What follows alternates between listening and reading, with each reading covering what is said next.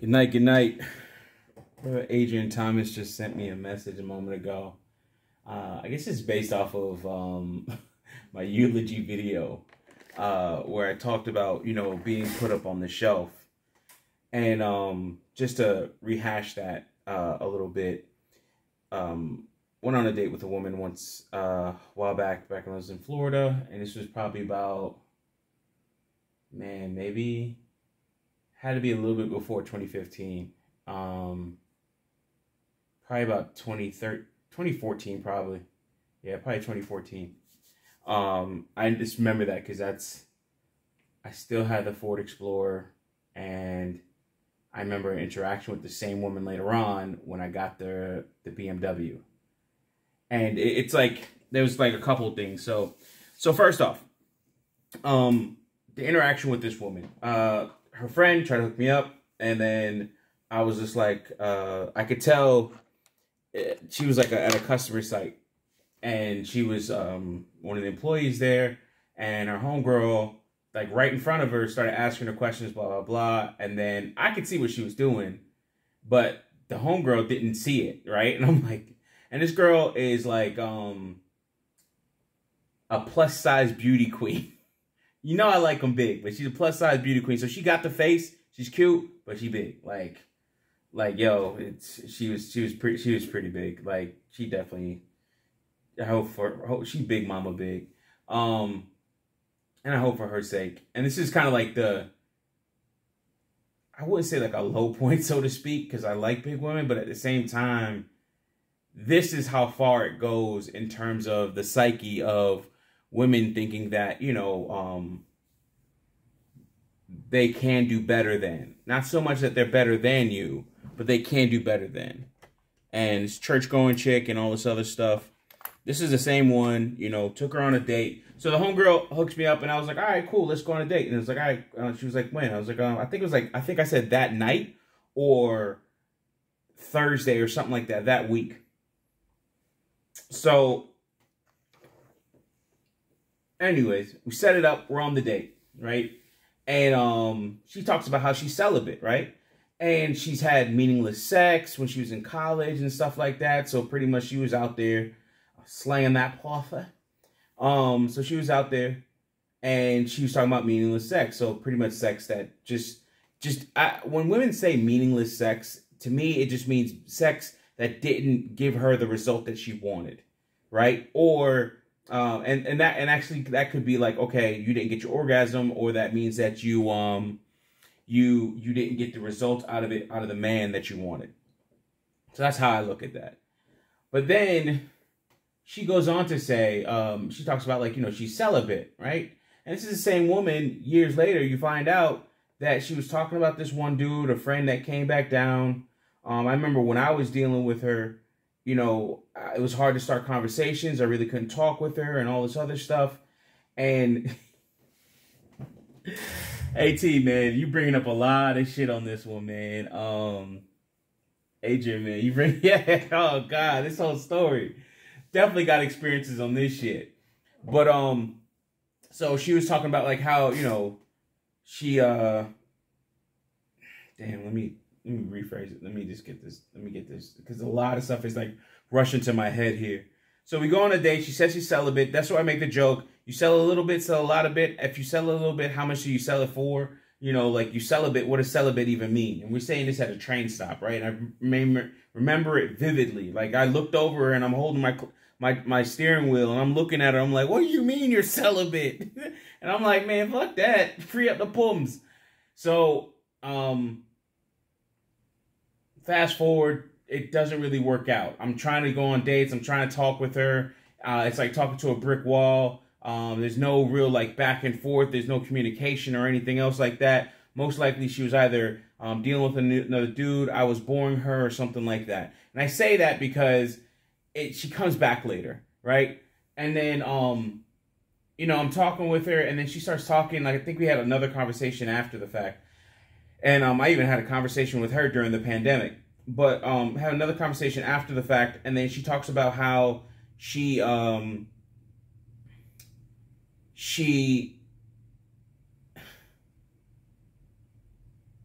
I'm going to go forward, but I'm going to talk about back stuff. Fast forward, middle of the night, I'm working at my night job, and I work 12-hour shifts, and she calls me, right? She just calls me, and I'm like, I'm like, what the fuck? Just calls me out of nowhere, right?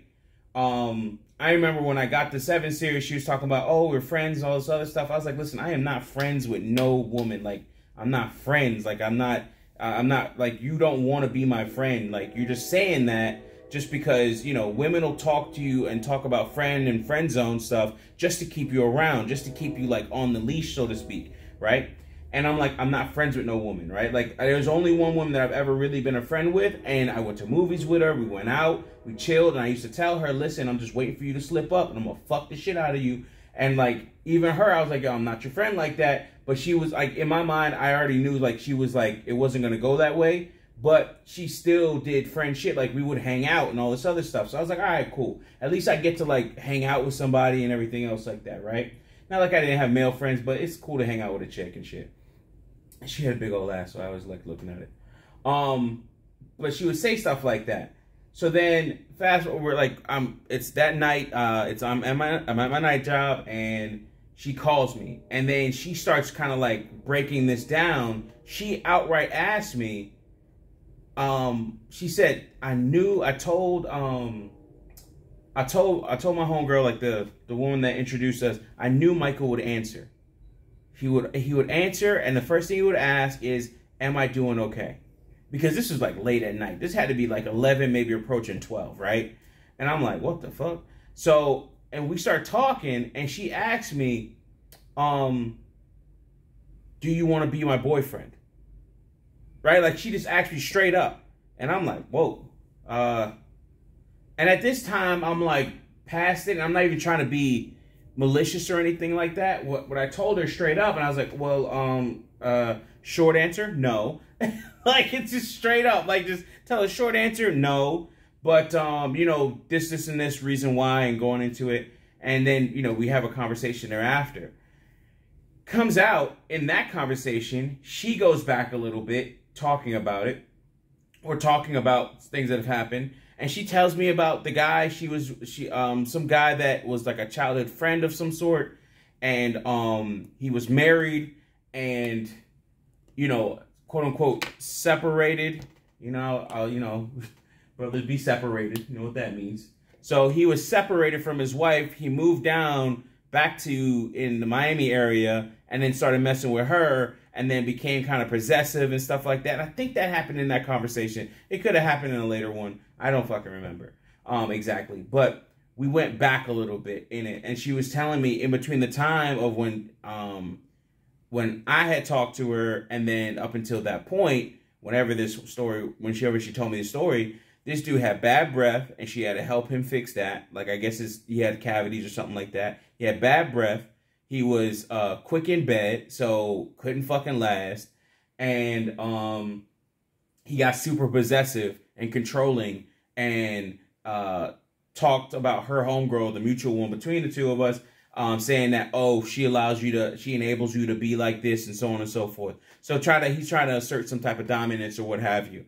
And I'm like, oh, really? Like, I'm just thinking to myself, I'm not that type of dude. I'm not sitting here. I'm not trying to assert my dominance over a woman or anything else like that. Even now in the, red pill or my level of red pill, whether it be monk or what have you, or just like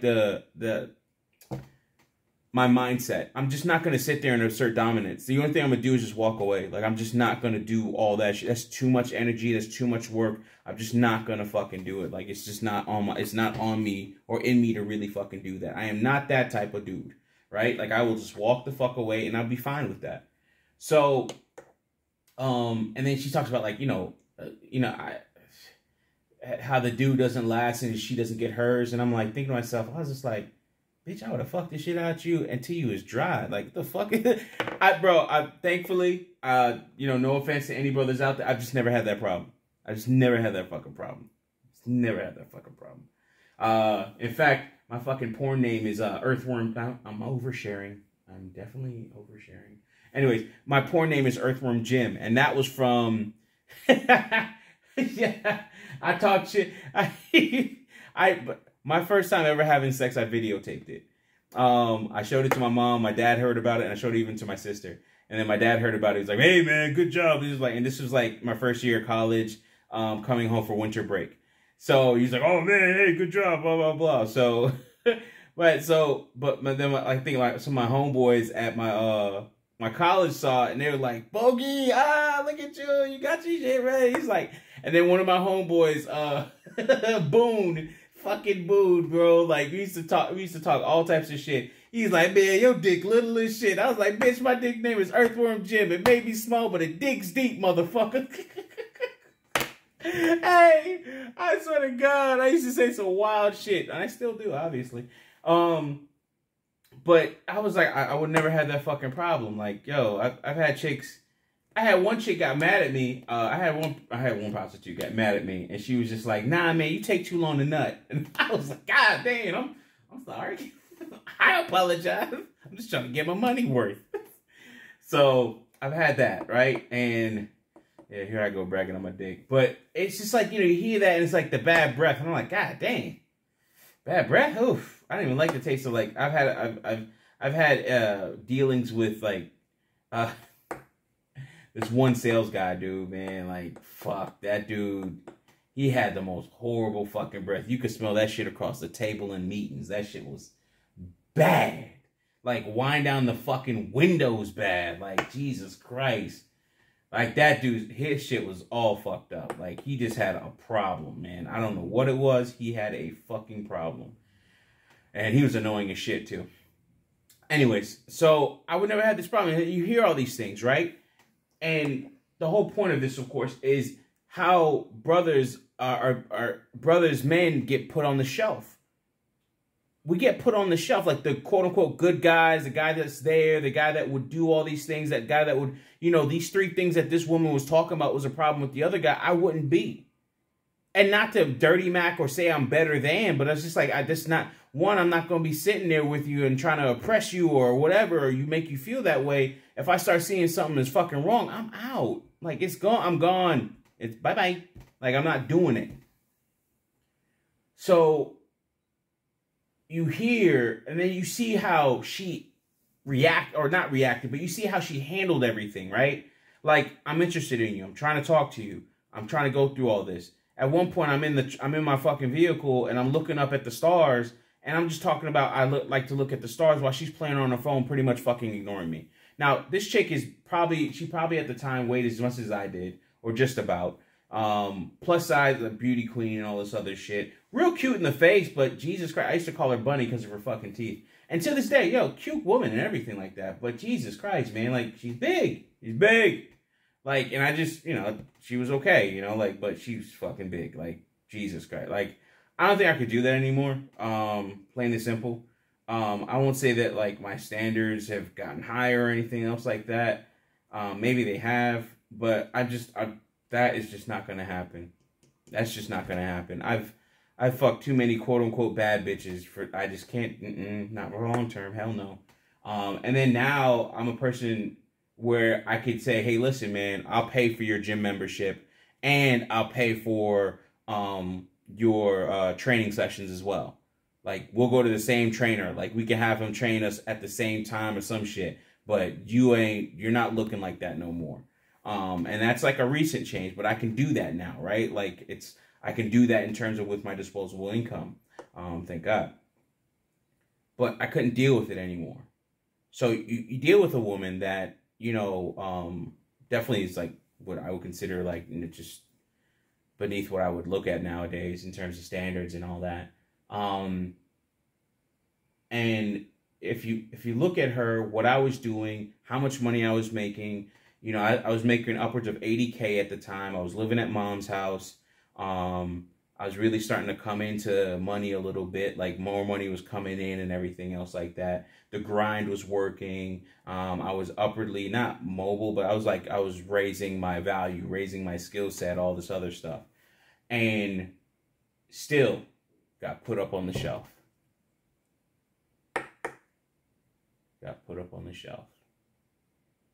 And I've said this in comment sections before, but when a man has done all this work to improve his skills, improve his station, his finances, his mind, all these different things that women would talk about, like, okay, being a better man, being a better provider, being a protector, being somebody that can actually, help with a woman mentally and guide her and all this other stuff. And it's just still not enough. And then, of course, you look at the woman and it's just like, what are you doing even for me? Besides somebody I'm attracted to. And I talk about this all the time. I talk about tricking, right? And so much so that it seems like it's a quote unquote problem. I always like to talk about tricking because it's an option.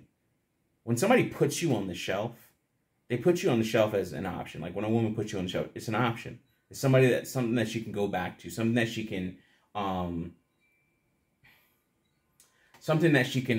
break glass in case of emergency, so to speak.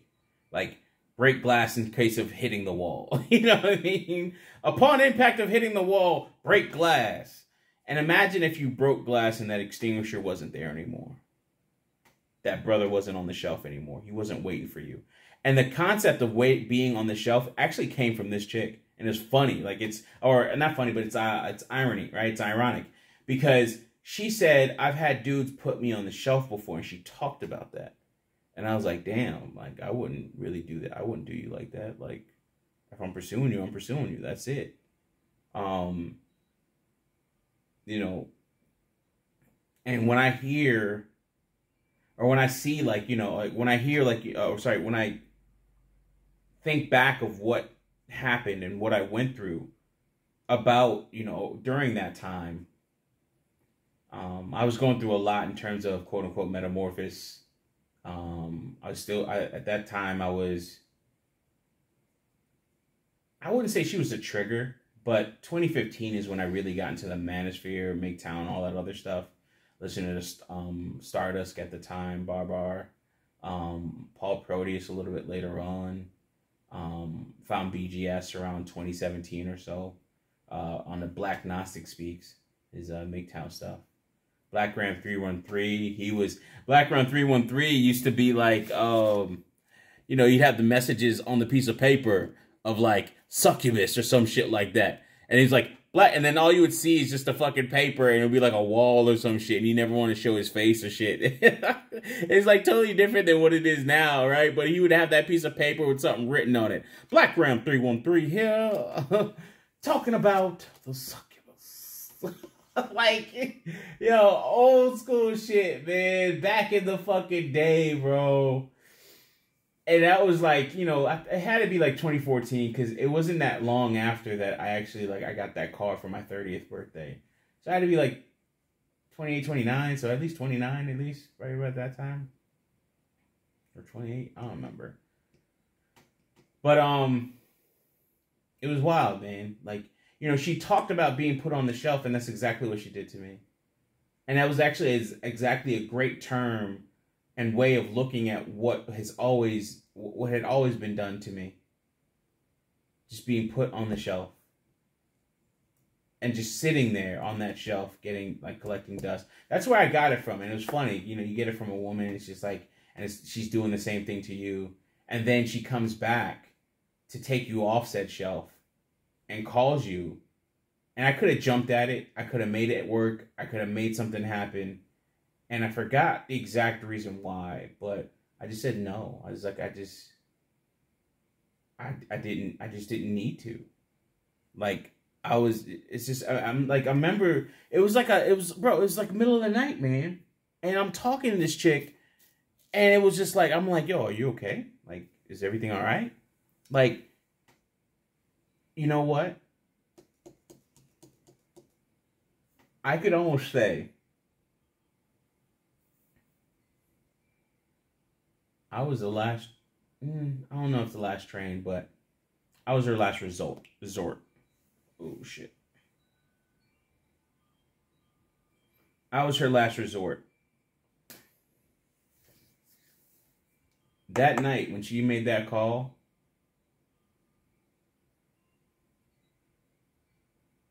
I think she hit the wall. And she knew it. She realized it. And frantically, like, you know, the scene in Kill Bill Volume 2. She had lost her eye and she was all over the place and just trying to find something on that shelf. And she couldn't. There was nothing there. I wasn't there. And I'm sure she'll find somebody else, but, you know, because I am of the belief that these motherfuckers will always get saved. And that's the sad part of it. So the ones that don't, I'm not gonna lie, a little bit of Schadenfreude, but Schadenfreude or some shit like that. But I enjoy seeing the ones that don't realize what's happening. And I enjoy seeing it because it allows them to really face the situation and the decisions that they've made. And really get better. Not just because it's like, you know,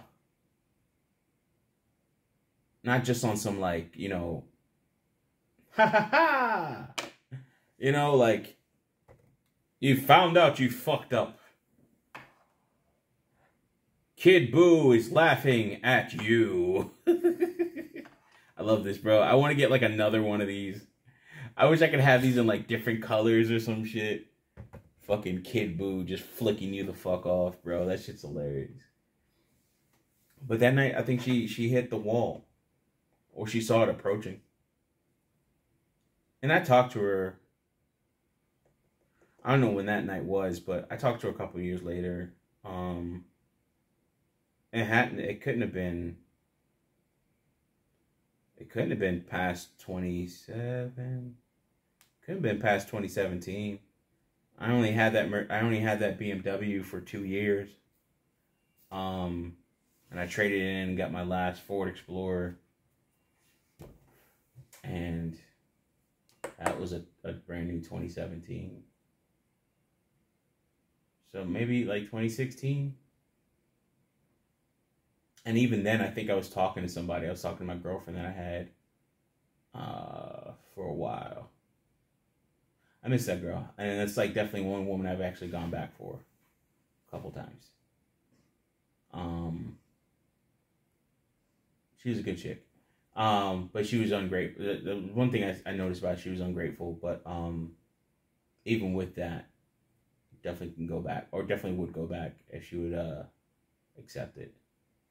But she didn't, so it is what it is. Find somebody else. But I think that woman hit that wall that night, man. And she realized it. She saw that... Hold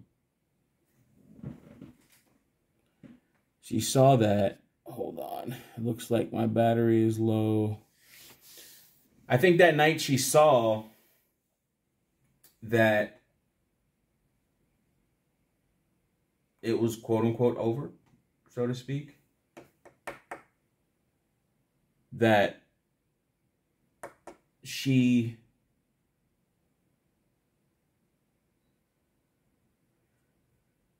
didn't have anything on the shelf to grab for. All of her provisions, tools, utilities, equipment were all gone. The last thing that she had, the break glass in case of emergency, even that was gone. And I could talk more about this. My battery's, I'm like at 5%, but I could talk more about this, but we have to understand, and I'll close this up, but we have to understand that the position that we're in as men, we just need time. And I'm really not talking about, because I've talked about transition recently. I'm really not talking about, you know, time and wait for it so you could see her crumble, come back to you crawling and all this other shit. But we need time to resolve the inner problems that we have, get our mind right, up our skills, and put ourselves in a better place and trajectory and really to live out the rest of our life, hopefully in a state of enjoyment.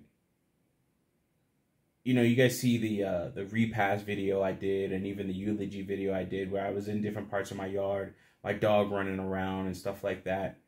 There's men that fantasize about that.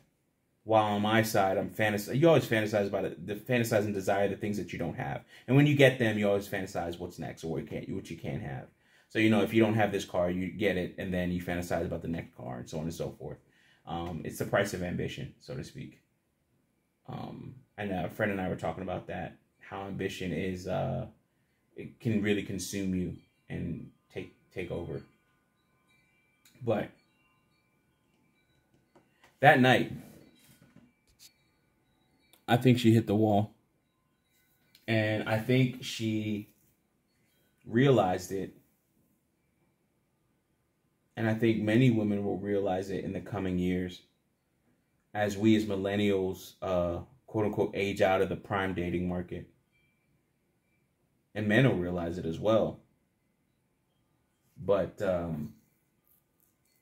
as we age out of this, like, porn of our lives, the young, virile days with the hormones and the swag and the game and all this other shit, and we get to that point in our lives where things really start to quiet down, where you don't want to go out anymore. You don't want to be in the club. You don't want to be on that scene. You don't want to be lonely. You don't want to be with this toxic individual in terms of, like, with women and stuff.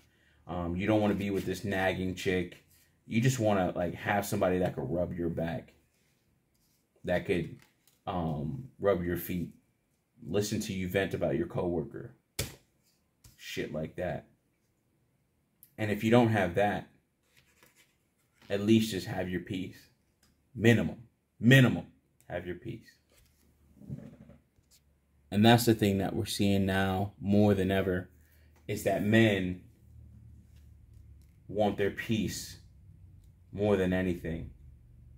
And they're willing, if necessary, to stay on that shelf, even if it means being there alone. Because even in that loneliness, they have peace. And that is the joy, that is the desire at the end of the day, is men just really want to be content and be in peace. Adrian, thank you for this one, man. Yeah. As always, guys, love you. Love you all. And peace and contentment for the rest of your days.